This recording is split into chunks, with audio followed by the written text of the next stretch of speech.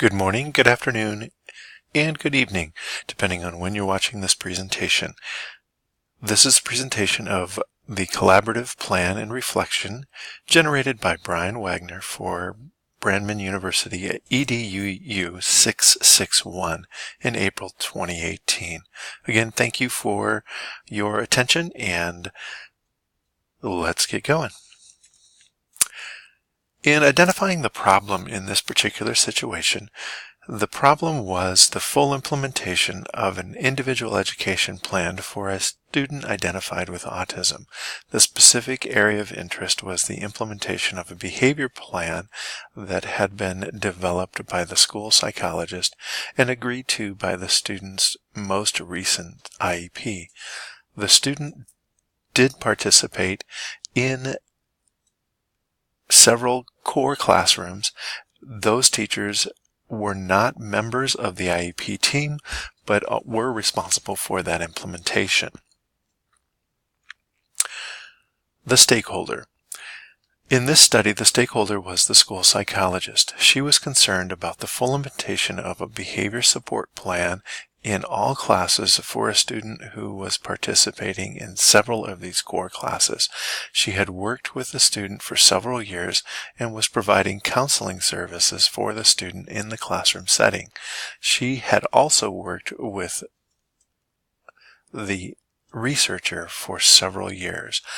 The main concept was her fear that the IEP was not being fully implemented in those core classrooms.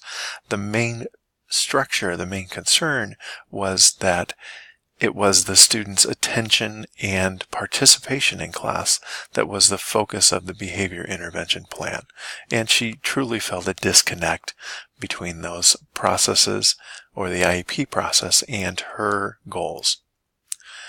The student in this case was a student who had been identified as a student with autism and emotional disturbance as a secondary disability. He is a 7th grade student, male, Hispanic. He does receive special academic instruction, speech, and language.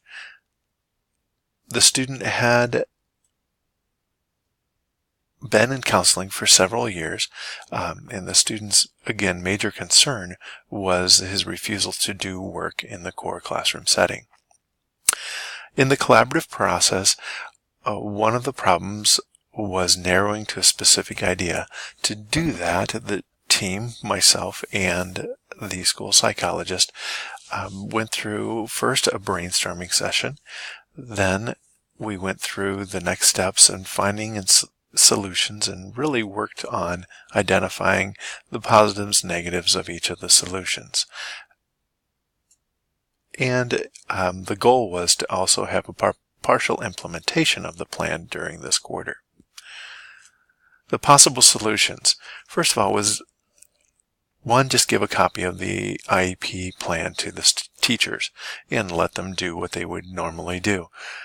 The second was to provide that plan and give some specific questions and answers, kind of like an FAQ for those teachers. Another idea was to provide a copy of the plan and allow them to comment on that plan about its feasibility and how they would do it. An additional idea was to give a general training to a group of teachers and help them kind of go through this whole process of really what a BIP is and how to implement it. The final solution that came up was to give individual training to these teachers on this specific BIP and have them really work on how to implement it. And really, the goal was to ensure that it was being fully implemented. The one that was selected was the last one. And in this process, the goal was to provide effective training for these teachers, and that would be done through collaborative work between the special education teacher and the school psychologist.